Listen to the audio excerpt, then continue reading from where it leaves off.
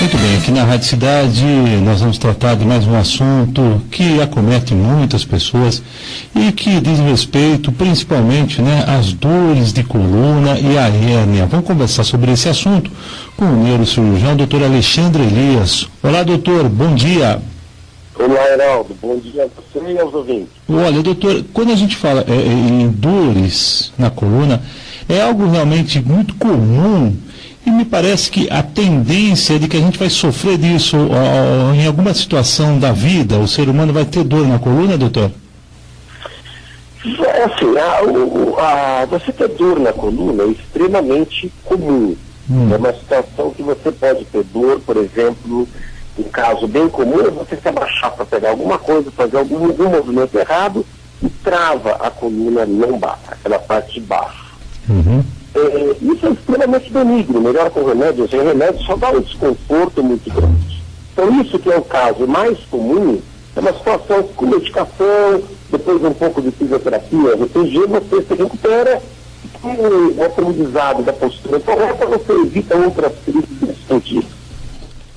O problema maior é quando essa dor lombar é acompanhada de uma irradiação para a perna. Então a perna dói, ela amortece, ela formiga, pode até ficar fraca, e isso pode ser, normalmente, um sinal de compressão da raiz nervosa por um disco, ou por uma hérnia de disco, dentro da coluna, e essa raiz é que forma o ciático, que dá essa dor muito forte que vai para a perna. Aí você precisa de um tratamento mais específico, e nesses casos, alguns poucos que não melhoram que o tratamento clínico são passíveis de tratamento cirúrgico. E é decorrente do que? Na verdade, o indivíduo, uma má postura dele ao longo da vida que vem surgir, ou pode ser um fator genético, esses problemas? Normalmente é um fator genético. Pega assim, todos os seres humanos, eles vão ficando mais velhos, o disco intervertebral ele vai degenerando, ele vai envelhecendo.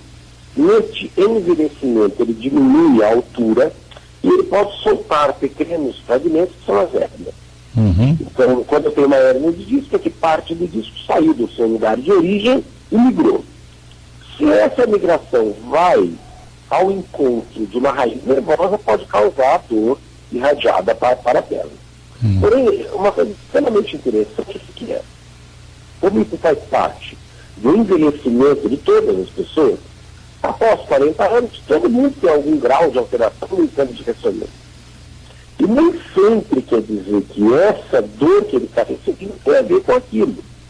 Então a principal função do médico é detectar se a dor que a pessoa está tendo tem a ver com o que eu estou vendo alterado, por exemplo, no exame de ressonância magnética. Muitas vezes não tem. E não tem que tratar aquela hérnia, nem aquela degeneração, aquele envelhecimento da coluna, tem que tratar outra causa.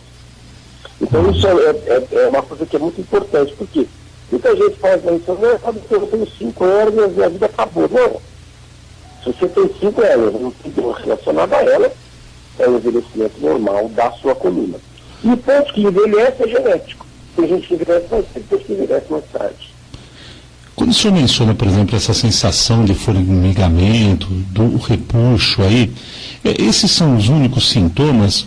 Ou a gente poderia estar ligando a algum outro tipo de radiação? Por exemplo, não sei se está certo, mas quando a gente fala no nervo ciático, me parece que outros sinais podem surgir ou apresentar outros sintomas. Se tiver errado, o senhor me corrija, doutor. Por exemplo, uma mulher, ela pode ter o surgimento dessa hérnia de disco, irradiar, por exemplo, para ela começar a ter uma crise de labirintite? Pode ser isso? Não, isso não. Não. Isso não tem relação. Você pode ter ou espontaneamente, porque o disco ele vai envelhecendo, ou, em alguns casos, por exemplo, eu vou levantar um saco de 10 quilos. Eu faço uma pressão tão forte dentro do disco vertebral que ele pode se romper só naquele momento. Então eu não tinha nenhum problema naquele disco, mas eu machuquei ele por um movimento extremamente, por um esforço extremamente grande que eu fiz ao levantar um peso exagerado, por exemplo, 50 quilos. Então isso é uma situação que também ocorre. Quanto aos sintomas, o tradicional é uma dor que corre pela perna, normalmente assim, pode ser bastante forte, a pessoa tem dificuldade até para andar, e você pode ter formigamento ou fraqueza no pé ou na perna. Sintomas mais raros, mas também mais graves, né, são sintomas de você ter uma dificuldade para urinar ou perder a urina na roupa. São sintomas graves. Isso me faz pensar que nervos mais delicados dentro da coluna, dentro do canal da coluna, estão sendo apertados. Quando esses nervos relacionados à urina são grandes sintomas, outro sintoma também muito grave, que ocorre só em homens, óbvio, é a impotência, ele deixa de ter ereção. Então, problemas de impotência, de alteração para urinar, são sintomas graves, mais graves que existem quando a gente pensa em hérnia de disco na coluna lombar.